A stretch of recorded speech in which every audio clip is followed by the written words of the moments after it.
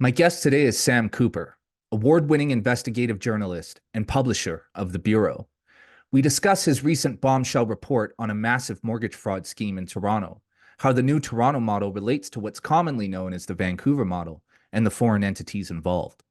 Sam's story has far-reaching implications with potentially disastrous consequences for Canada's real estate market and the national economy. This episode is a must-listen for Canadians and Americans alike. Stay tuned.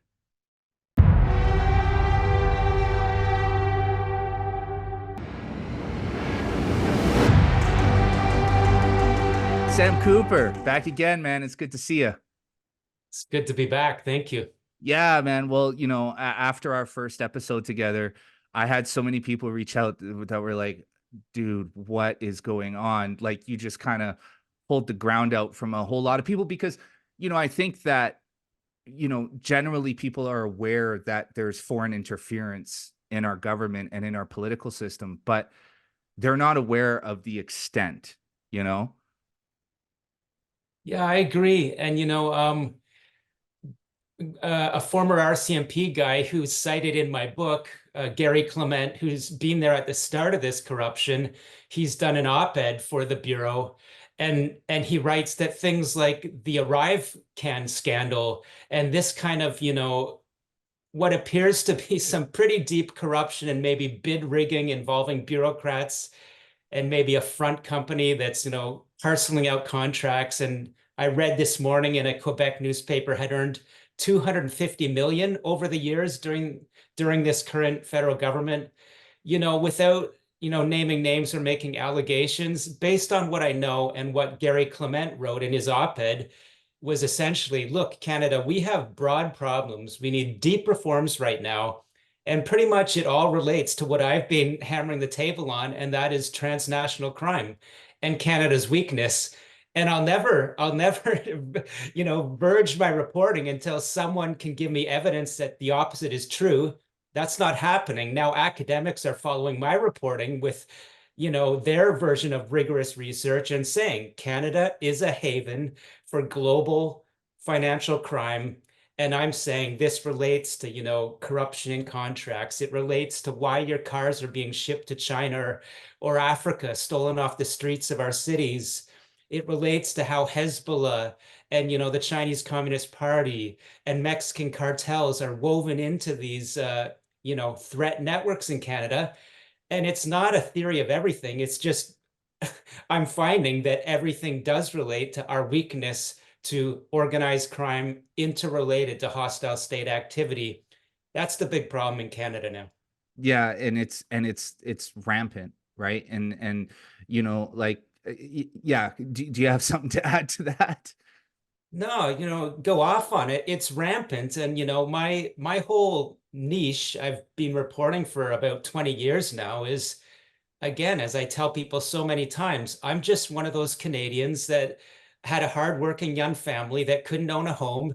And because I was a journalist, being an entrepreneurial sort of aspiring and self-starter, I started pitching stories to get to the bottom of why I and my generation couldn't afford homes. And, it mattered to me. It matters to everyone of our generation. And I had to discover why. And the more I find, the more I get shocked. Rampant is the right word.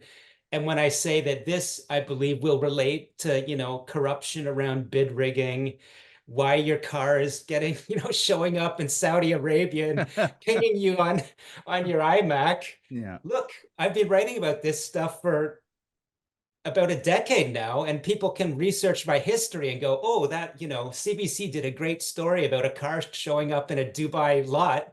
Look, I don't always speak in the third person, but Sam Cooper reported that first.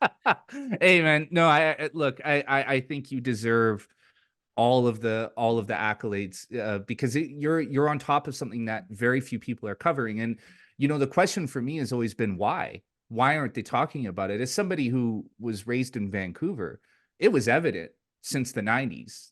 And I mean, probably even earlier. It's just that's as far back as I can remember.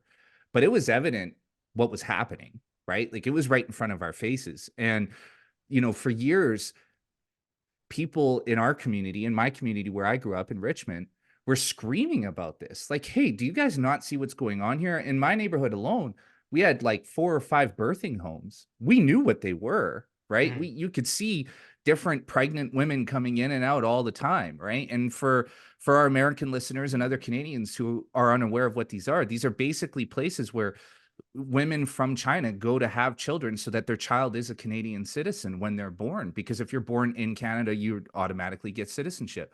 And we had 4 or 5 of those operating in our neighborhoods, right? Like we had organized crime going on within our tiny little country town south of Mhm. Vancouver, right? And Mhm. so you know, you kind of answered the first question I wanted to ask because it's something that's kind of been itching at me was what drove you to start digging into this? And I guess it was just your similar experiences, right? Yeah, it's probably about 3 or 4 things. One, I went to the University of Toronto very motivated to be, a lawyer, a really rigorous, I didn't know where I'd land, but I had a sense of justice.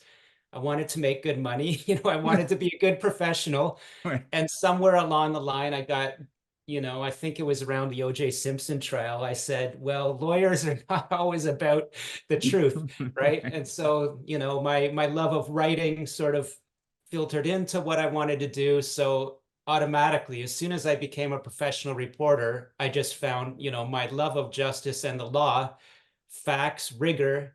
I loved sitting in court, and to me it was like going to law school, listening to the lawyers argue back and forth and the judge gatekeeping the evidence.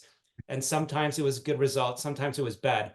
But I found I could use, whatever capacities my parents have given me in that way. I'll add, yeah, a lot of people can get filtered out of doing these stories because, as the podcaster Jesse Brown once said, it gets squenchy when you're talking about migration and diasporas and how this can relate to hostile state activity. And what I was seeing in Vancouver, a lot of reporters, could get filtered out because it's difficult when you were saying, hey, I think, it's time to talk about no one knows where this money comes from. And I've faced, all the kind of slings and arrows that come with that, but it didn't. I'm less bothered probably than the majority of people. If I think the evidence is true, I'm not going to be pushed off. And I kind of I do credit my father who went off to boarding school in Switzerland with a bunch of rich people. Some dictators from Eastern Europe and Asia were there. Some immensely rich people, and he came back from that. His parents wanted to be him, a big business person or diplomat, and he just brushed that aside. He became a religious sort of a pastor, and he taught me a lot about the networks that the milieu that he was in Switzerland. And, he met good people and bad people. He knew of dictators, he knew of criminals, he knew of people from good families. And sort of he taught me a lot, I think, about how the world, sorts itself out. So that's part of my upbringing, that and love for the law, love for writing. And I just find myself, fascinated to keep digging deeper into these stories. And that's why I do it. Yeah, and we could do a whole podcast on that. So I'm going to push that to the side for now because that sounds like an amazing story unto itself. But I want to start by talking about a story that you put out recently. Um, I was floored. I'd seen you post on X, "Hey guys, big story coming. This could change things forever."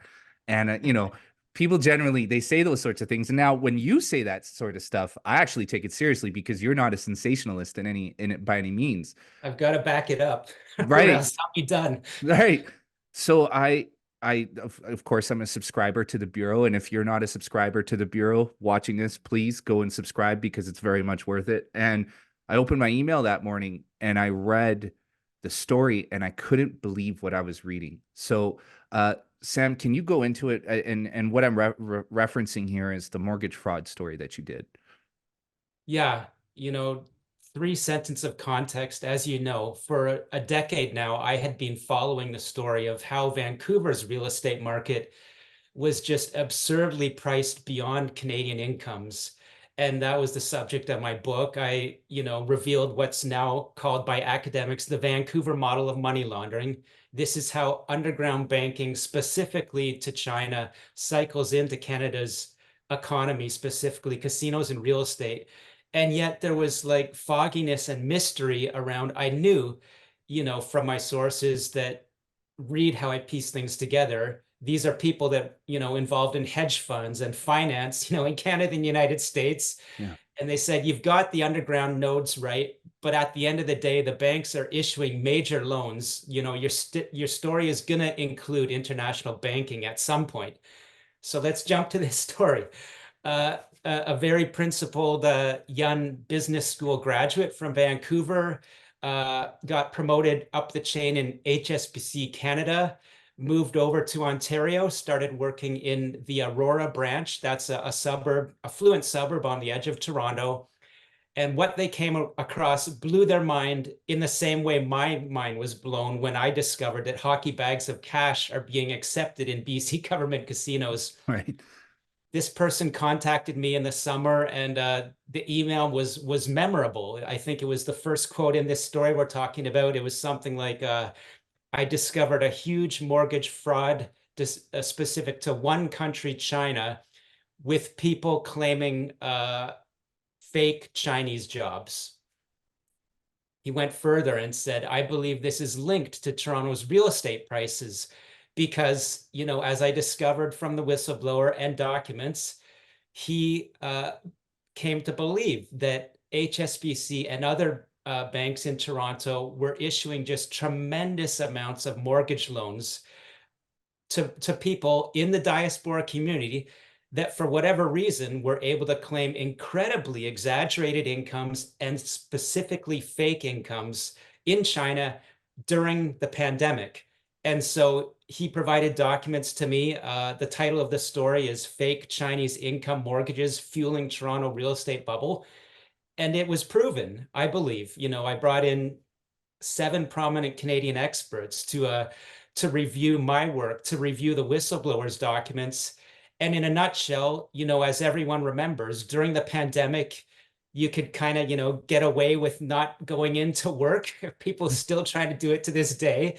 And so this provides the context of not only, a new scam, but amplifying a scam that's been operative, I've found, for years. So people during the pandemic, specifically in the diaspora, Chinese diaspora, could claim they're working remote jobs in China and yet staying in Canada. So they were claiming incomes of, 300,000 up to over 700,000 for remote work jobs in China that were pure fiction.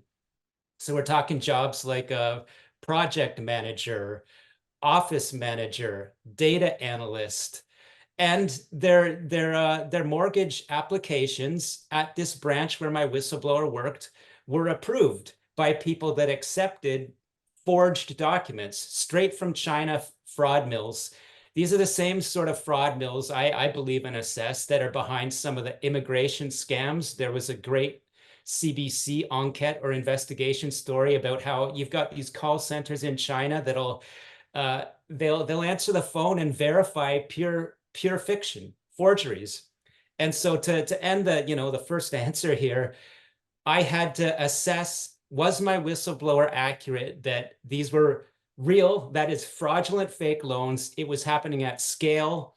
And did it fit into money laundering? And I found indeed it did, because FinTrack put out a massive alert in 2023 on how what we call the Vancouver model had evolved. And that is during the pandemic, because casinos were shut, Chinese organized crime, underground global banking networks started to just flow wire transfers from China and Hong Kong into Canadian bank accounts of people that were in the diaspora, and they're just their fronts, or they were called money mules or nominees. These people are using their Canadian bank accounts to buy real estate for people in China, Hong Kong, people in organized crime that are flowing wire transfers into Canada. So there's a few more pieces to this, but I proved, according to the experts and my own sort of work, that the whistleblower was right. Hundreds of millions in fake income loans. This is impacting Toronto's real estate market. And I plugged it into the mystery of, what's happening in Vancouver as well. So for we have a lot of American listeners, and they're just starting to kind of catch on to this. The same thing is happening in a lot of major American towns and cities now. So just for the sake of people who may not be familiar, can you explain the Vancouver model and then explain what we're now coming to understand as the Toronto model? Yeah. So in simple terms, everyone knows China, I guess, the second biggest economy after the United States. Unfortunately, they've got there through the Chinese Communist Party, ripping off IP around the world and working directly with transnational crime in, global money laundering operations. There's lots of great people in China, and yet the corruption is so endemic that the very top level of the Chinese Communist Party and organized crime, essentially, and the People's Liberation Army, own the vast majority of wealth, and they are the people in the party are moving that wealth around the world because, as we know, if Xi Jinping wants to eliminate one of his princeling rivals that's tried to coup against him or something like that, he's going to throw them and their whole network in jail, right? And so people in China, that is the elite, are always on pins and needles. They like to send their money abroad. And let's sum it up here. We know they've got that $50,000 currency restriction, US dollars per year on anyone in China. And so to get around that, what they do is they have relationships with organized crime in Chinese diaspora around the world. They make underground banking deals where they say, let's just say a corrupt official in Beijing wire transfers $1 million into a bank controlled by a triad in Guangzhou, southern China, and says, I'm flying to Vancouver January 1st, 2024.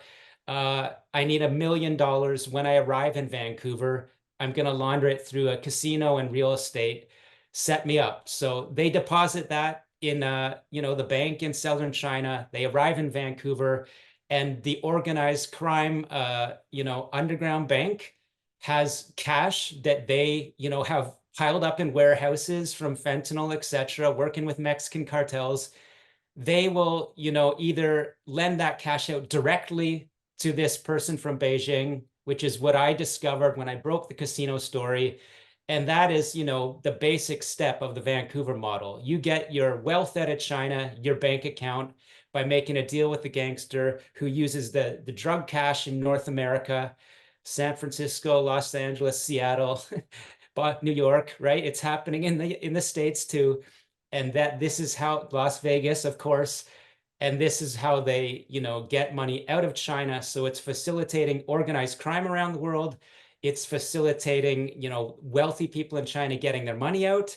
And it's also, as my Toronto method story shows, it's using what we can just call cogs in this massive money laundering machine are people in the diaspora that are used as money mules or nominees. That is, people that hide the organized crime behind it. Or as I say, for your financial listeners, regular people that aren't known to police in the diaspora, provide a front, and they provide liquidity in China and North America to sort of balance these underground trades, which at the end of the day are the laundering of, prostitution money, drug money, cash, and how that cycles into banks and Canadian real estate is our concern.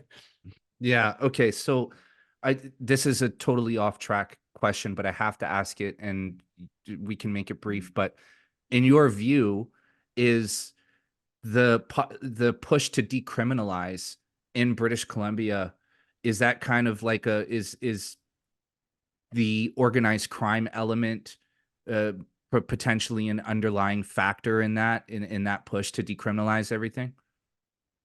Yeah, that's almost a philosophical question for me, but I'll answer it in two parts. If we look at Canada's decriminalization of marijuana, let's look at what happened. I know directly from my sources that now the top exporter of whether it's legal or legal pot from Canada is Chinese organized crime. So did that experiment, whatever side you come down on that, if the argument was it gets organized crime out of that market, it's an abject failure. And who did it benefit? It benefited most, Chinese organized crime, Mexican cartels, and others. So is the decriminalization of, fentanyl and things like this in British Columbia working? No, it's not. Already we can see that deaths are going up. Uh, Already we can see public disorder is is a huge story in British Columbia. And yet a judge comes back after a challenge and says, no, we're not going to keep, fentanyl out of school, playgrounds, Yeah. you know, right? It's just absurd. So the second way I'll answer your question is that one time I had like an off the record briefing with high level FinTrack officials.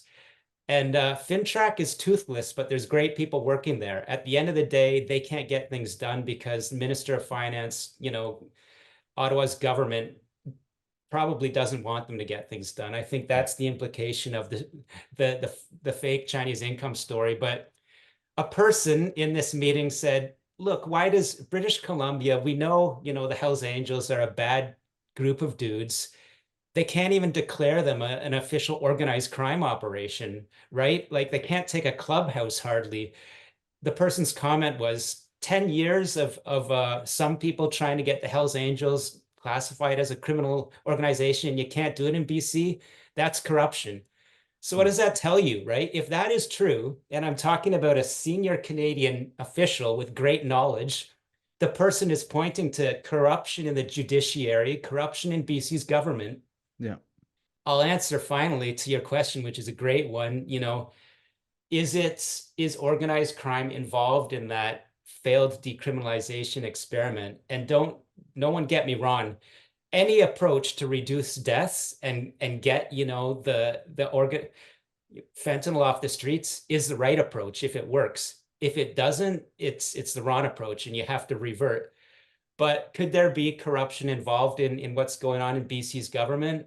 I'd hate to accuse the Premier David Eby of that, but I don't see good directions in BC. And the more I learn about what's going on in Canada, we have to consider the possibility of who's benefiting most from that policy, which is not working. Absolutely. And that's kind of where I was going with it, right? Like I left BC in 2022. I'm in Alberta.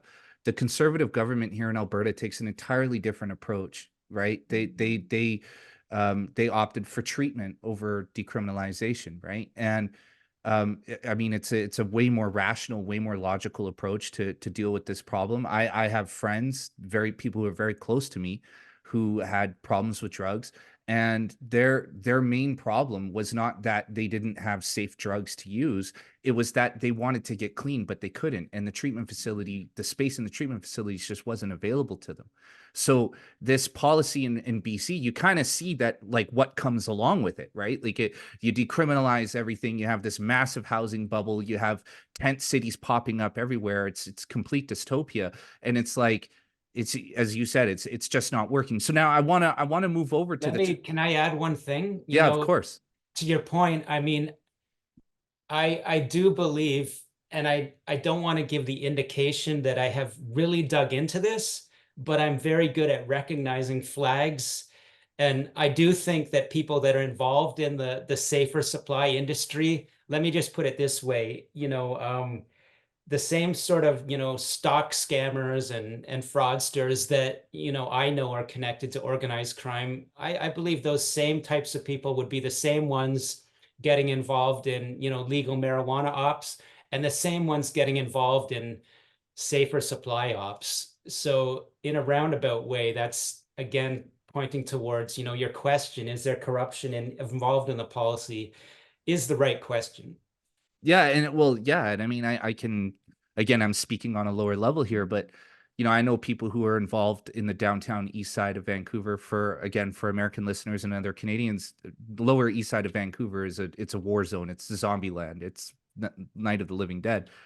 And they've said that the safe supply programs don't work because what people do is they take the safe supply drugs that they get from the government, they flip it, and then they buy cheaper, dirtier drugs. Because really, at the end of the day, it's not if you're a drug addict, you're not worried about the purity of the drugs you're getting. You're worried about quantity and keeping yourself from being sick. Yeah, to my point about providing liquidity in criminal markets, I agree. Safer supply. Again, if one life is really saved, we need to seriously consider, is this working and how can we make it work better? Can we get the fraud out of the system? But I've had Adam Zivo report for my platform, the Bureau, a number of stories that this fraud involving safer supply, it is flipped mostly by, drug addict or organized crime networks.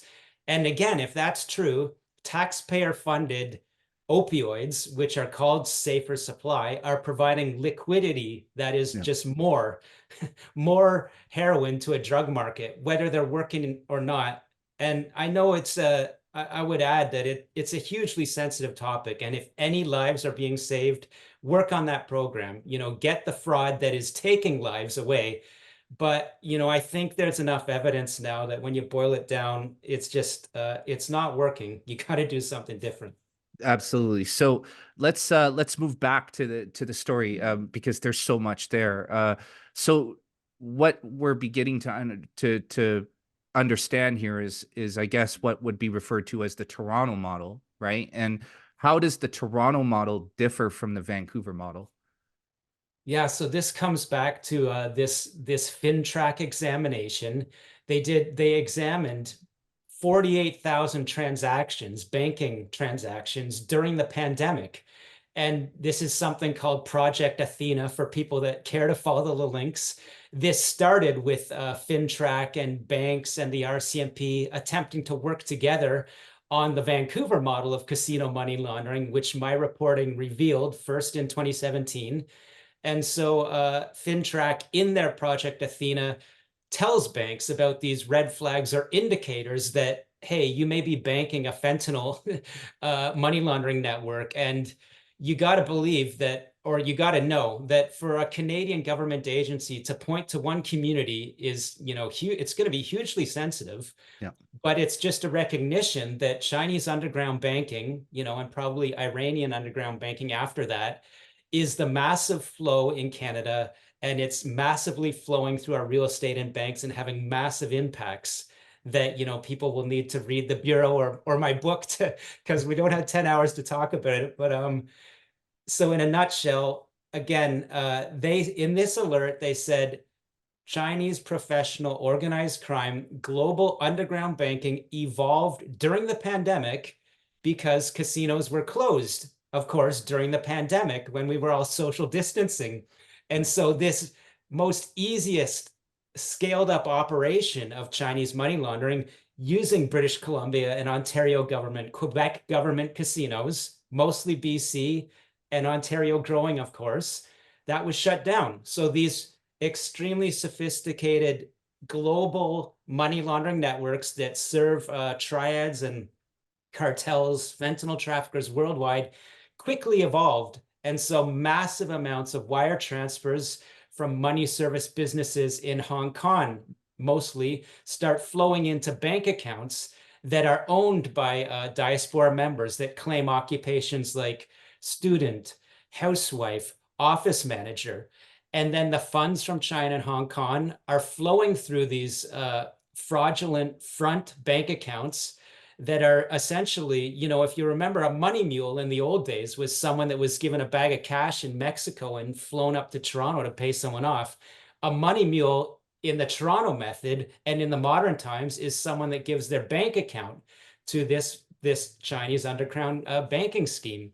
And so bringing it back to my whistleblower, because I study and do my work, as soon as this person started sending me documents, I was like, bang, this is FinTrack's 20 pandemic operation alert, except I've got the details leaked from a banker who didn't even know about FinTrack's alert, but was like, I'm on to something massive. Yeah. And then I go back to, the FinTrack alert and boom, this is what I call the Toronto method, the evolution of the Vancouver model.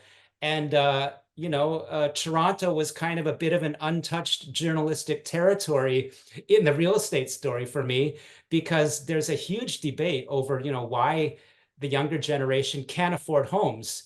And I knew from my experience in Vancouver that once you can't afford a home in Vancouver, it starts to be, that the price rises push out into other regional cities, Yeah. and they start to push out across the country. My family is an example. Maybe you too. I Oh, moved out of absolutely. Vancouver to Yeah. another city because I was forced out. We were forced out by what I discovered, Yeah. this underground banking scheme connected to other countries.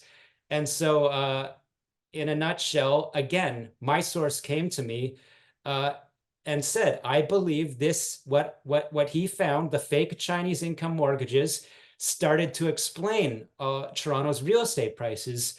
Because for your finance listeners, of course, bank mortgage verification and due diligence is supposed to discover whether the borrower can really afford their home, and whether they have legitimate funds, hopefully.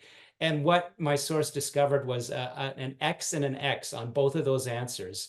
Canadian banks are turning a huge blind eye to this underground banking scheme. They don't know where this money from China is coming in. And I'll add this, I think that our government and the banks and a lot of people in business in general have kind of, probably I would say Wall Street too. The States, it's the same story. They look at China and say, wow, what a success story, Okay, yeah, we understand a lot of capital is fleeing from Yeah. China, and it's having an impact on cities around the world. But this is just capital flight, this is people that, they want to diversify. I'm saying no, it's all related to organized crime and fraud. And Yeah. that, as I say, there's no question in my mind, Vancouver was made absurdly unaffordable by this method of crime. And the same thing in Toronto. Perhaps maybe, we know that Toronto's homes are slightly less costly than Vancouver, but I'm saying that the story is the same. There's not enough legitimate incomes in Toronto to support, their home prices. People Yeah. that work for a living, whether you're a doctor or a lawyer or a judge, you're being priced out of Toronto. And it's the same story. It's because of organized crime. Yeah, so I have two questions to follow that up with. I mean, first of all, in the Vancouver model, what we see is people buying homes just with cash, just buying them outright. But in this Toronto model, what we're seeing is people actually applying for mortgages. Do you know why that is? Yeah, well, you're half right on that, I would say. Okay. I'm saying the Toronto method has scaled up and explained actually what was happening in Vancouver, which is that, yeah, people were buying. There's a substantial amount of people that would buy a home in Vancouver, let's say with a $2 million or, return of casino funds check or a bank draft. And these were criminals, these are gangsters, and, the people in their networks. But very often, the same story. It was students or housewives buying, that $15 million mansion in Shaughnessy. As we know, students and housewives, they don't have income. That something else was coming in. So they were getting, let's say a bank draft from your casino money laundering scheme for, say, 300,000 is a good number I've seen. And then they were claiming, I've got wealth in China, or my husband is some executive in China, and that's why all these wire transfers for my mortgage payments for my $15 million Shaughnessy mansion are justifiable, right? And there have been studies in Vancouver that showed, students, housewives, recent Chinese migrants own the major portions of affluent neighborhoods.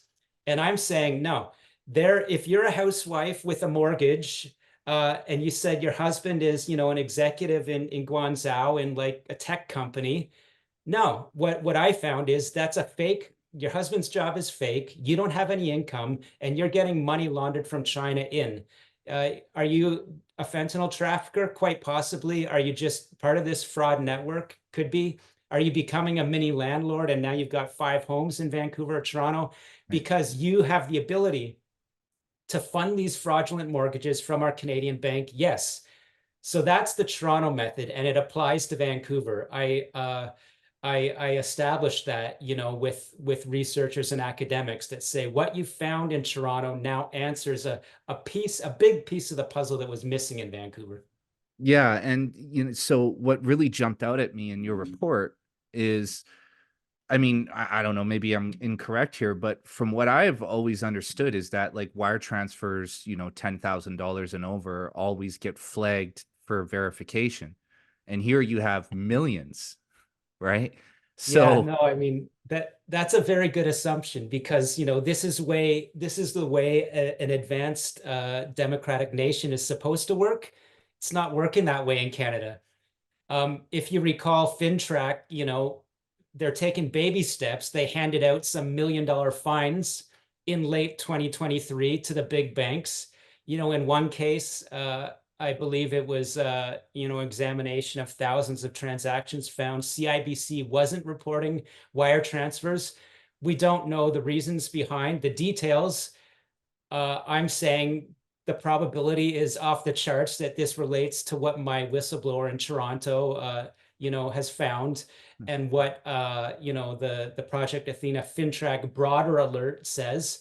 So banks are not reporting; they're not complying with their obligation to report suspicious wire transfers, or doing the due diligence to discover, that currency exchange in Hong Kong that has what I call, its mirror in Scarborough or Markham or Richmond or Burnaby, yeah. how they are, involved in organized crime networks that are flooding wire transfers into these money mule bank accounts in Toronto or Vancouver. So no, Canadian banks and FinTrack and the Minister of Finance, the Prime Minister are not on top of this problem. And I'll finish my answer here. I know because I'm informed by a source in federal policing that several of the people that my book dealt with who are involved currently in Chinese police station investigations, who are real estate developers in Vancouver, who are connected to, Chinese Communist intelligence networks or United Front Work Department leaders. I was told a small group was responsible for over $1 billion in suspicious FinTrack wire transfers.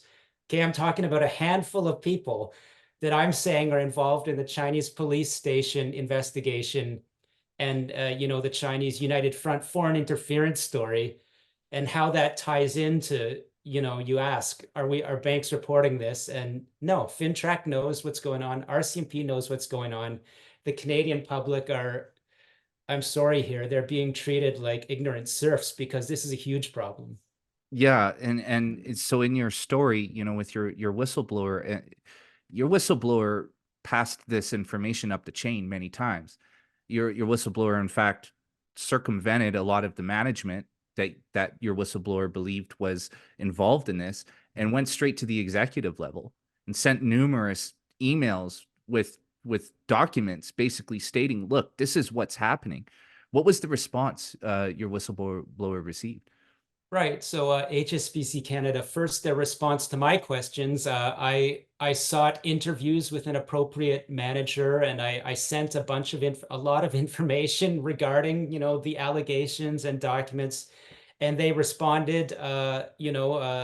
HSBC is an international bank, and they're at the forefront of detecting shady business, and they will exit clients.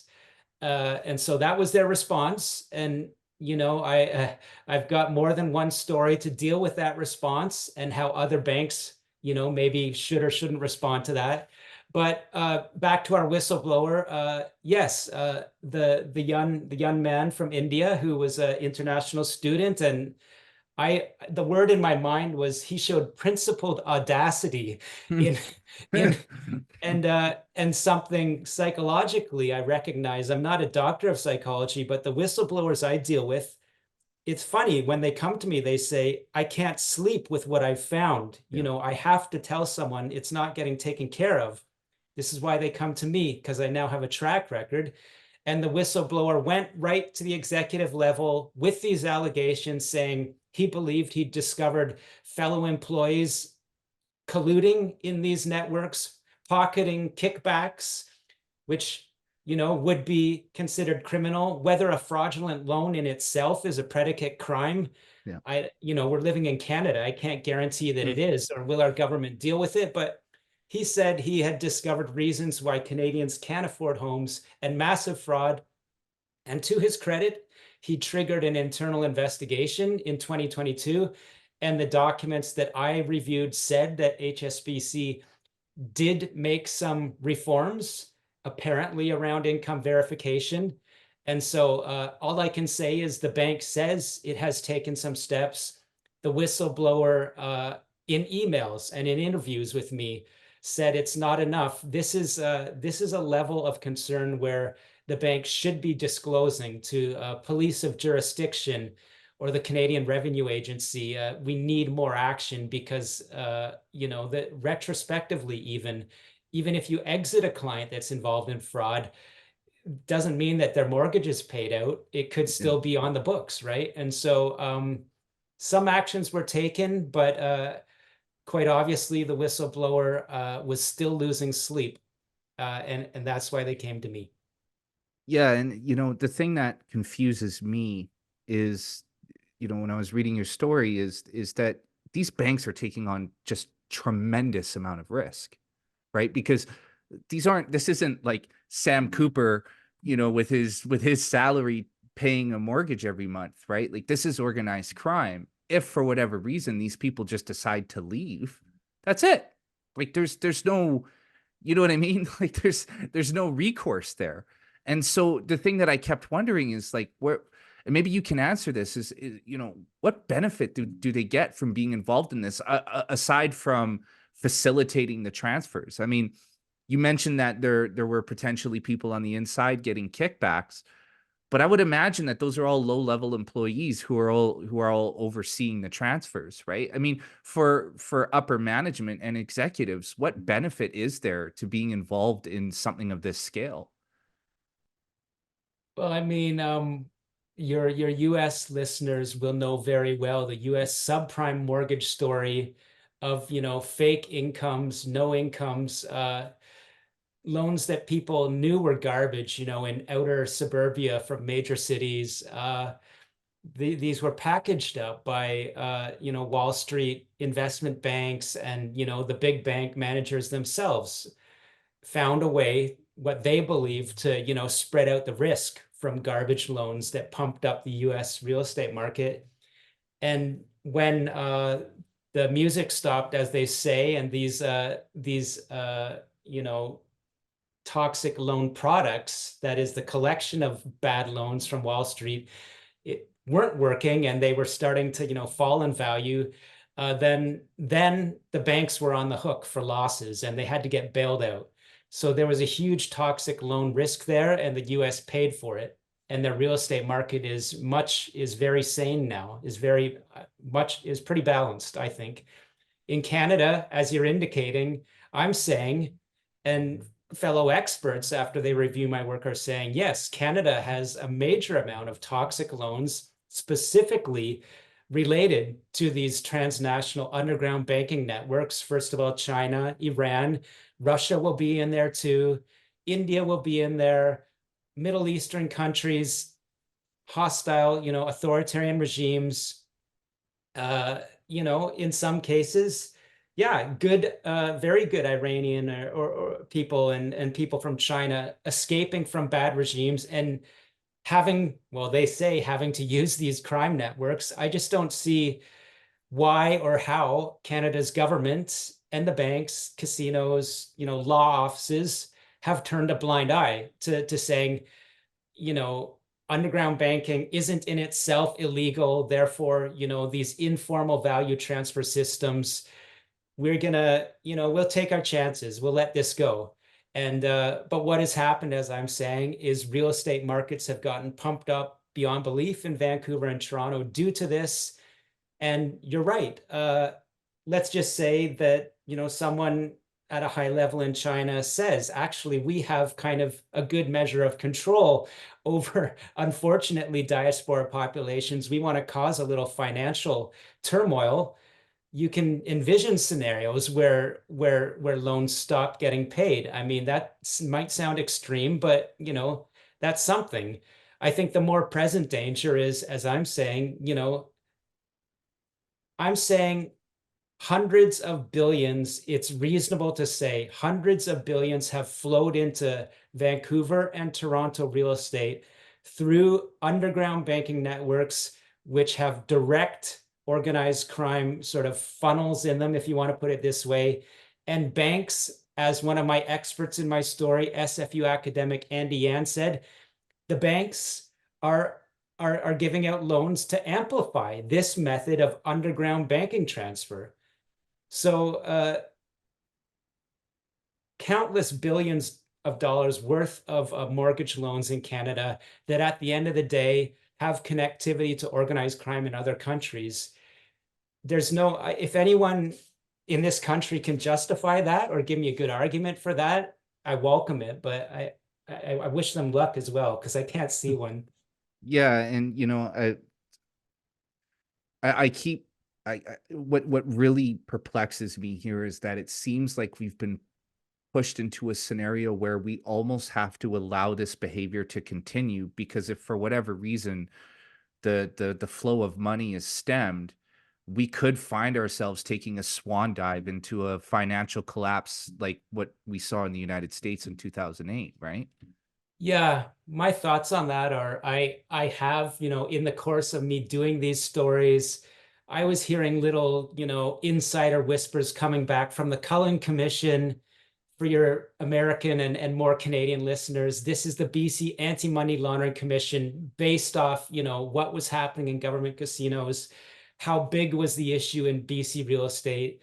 And they found out, as I said, it was huge, it was massive. Yeah. But the hearings on banks' involvement in that were held confidentially. For what reason, right? That's already a red flag there. Yeah. And I was hearing whispers from the inside coming back that they're edgy about what impact on the real estate market, which is, I don't know how many 90% of Vancouver's economy or Yeah. whatever, what impact it'll have if they really get to the absolute bottom of this, and not just, as I've reported, they discovered 1.2 billion cash through BC government casinos in 1 year, 2014, all related to the Chinese underground banking model. Okay, those are casinos, $1.2 billion. As my research showed, that's 1 year. All of these whale gamblers from China were involved in real estate development in Vancouver. All of them, the loans were secured by Vancouver property. So as I say, you put a multiple of, just doing a little math here, 10 or 15 times 1.2 billion is a very conservative estimate of how much money is laundered into Vancouver real estate in 1 year on this same Vancouver model, or Toronto method, if you want to call it, is what I'm saying. And so you're right. Um, if the music stopped on this crime model, next month, I do think that'll be a material impact to Canada's economy. Does that mean that we can't not deal with this? No, we have to deal with it. But, with proper statecraft, diplomatically, turn the ship around inch by inch, but turn it around. It's just like we talk about de-risking or friend-shoring our economy, because we can no longer, trust that China is not going to start World War III with Russia, right? We have to diversify. We have to quietly and diplomatically walk away from hostile state trade. And I'm saying we need to do the same with our real estate markets in a very rational way. Yeah, because that's the thing, is now it's so interwoven with organized crime and foreign money laundering that, it's hard to pick it apart. And, I'll speculate here, and this isn't Sam saying this is me saying this. I believe these people are at the bottom of it. I believe they know exactly what's happening, and they're just terrified because now this thing has snowballed to a point where, yeah, if they do stop it, or if China decides to walk away for whatever reason, poof, it's all over, you know? I mean, that's good military thinking, really. I mean, the readers of the Bureau include people in the CIA, in the Pentagon, Canadian Armed Forces, RCMP, CSIS. Yeah, no, if you're really thinking, like, it is true, you always follow the money in anything. The world, money makes the world go round. And as I say, if we want to stop Russia from going into Ukraine, and or marching across Europe, we start to mess with their financial system, and that means they can mess with our financial systems if they want to do the same thing. We just saw a report from the FBI that China is not just, stealing IP from Fortune 500 companies. They now have eyes on American critical infrastructure. So if we go kinetic in a war, if China goes into Taiwan, in 2027, all these big picture plays, does China want to shut down, our real estate market? If we're being very sophisticated and on the edge in our thinking, we already know that they want to get into our water supply or whatever. So, I mean, I'm not saying that, I'm saying you're asking the right questions, and I hear the same sorts of thinking from people in the military. Yeah, okay. And just one final question before we wrap it up. But for our American listeners, because the thing is, I've talked to Brian O'Shea. He's now a friend of mine. He's former U.S. military intelligence. J.J. Carroll. He's a retired border agent in along the U.S. southern border, and they're starting to ask the same questions that you were asking a decade ago, and are now finding the answers too. And so, for our American listeners, can you do you have any knowledge of what's happening in the US? Is the same model occurring in different cities, or is it changing? Is it like what's the impact that this, I mean, I don't know how to describe it. This rat's nest of money laundering in Canada, is it leaking into the US now?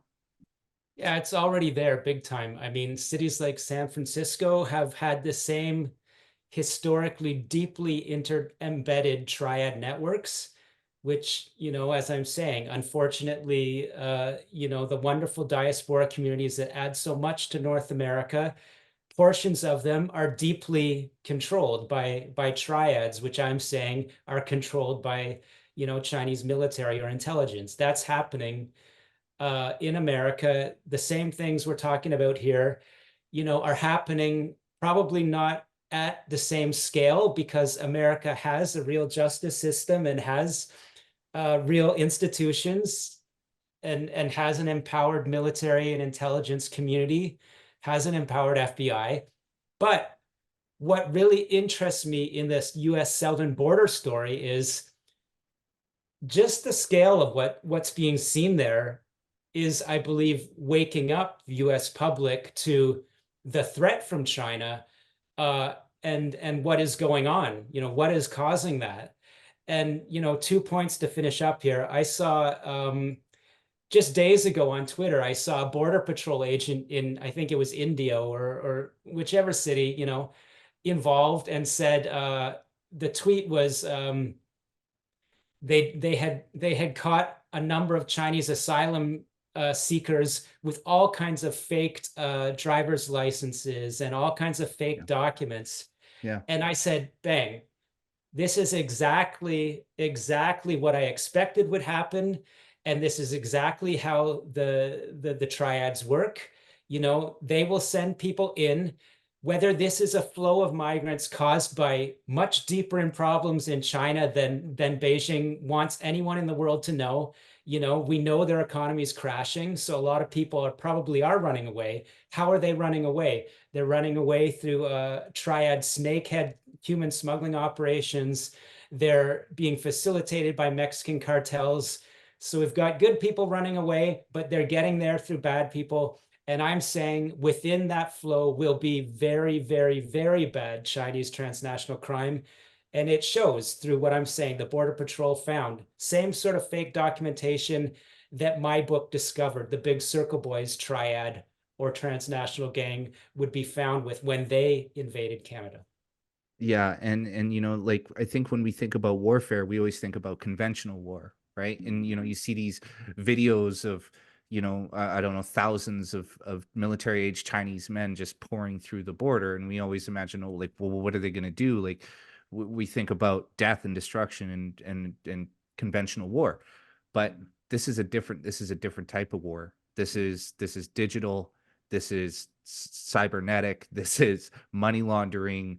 It is to a whole different level. And that's the thing that people really have to wrap their minds around. There are no boundaries here, and this is not conventional in any sense. Sam, man, I love talking to you. You scare me to death, but I love talking to you. Every I time love I talking to you. You ask good questions, and you're talking to the right people as well. So it's great talking to you. Well, thank you, sir. Every time I open my email, I see Sam Cooper. I'm like, okay, time to make a coffee because this is going to be a minute. I'm Yeah, going we to have better to sit dig with in. this for a while. Yeah. Sam, can you tell everybody where they can find you? Yeah, you come to thebureau.news. That's my platform on Substack right now. But as I like to say, I've got my own custom thebureau.news website all ready to go if need be. The platform is building well, and I think lots of good things are happening. And you can also find me on Twitter at Scooper Cooper, which has been my journalism handle since 2008 on Twitter, I believe. And it's perfect. It's the best Twitter username. It applies perfectly. Sam, I don't want to blow smoke, but man, I really believe that what you're doing is Pulitzer Prize level journalism. I think that you've made a reputation for yourself for being integral in our country, and I think internationally as well. I've talked to other uh, high profile journalists, and they all know who you are. And I think your reputation speaks for itself. Your work speaks for itself. And people out there listening, go to the Bureau. The Bureau is one of those, news outlets that you can go to and you can trust. It's not propaganda. There's no political bias involved. It's just Sam giving you the facts straight up, and he doesn't really care whose feelings get hurt. So I encourage you all to go to the Bureau.news, subscribe, and you can open your emails twice a week and get freaked out just like me. Thanks, man. I'll take that pitch. Awesome. Well, thanks again, Sam. I appreciate it. I look forward to talking again. Good. Have a nice day.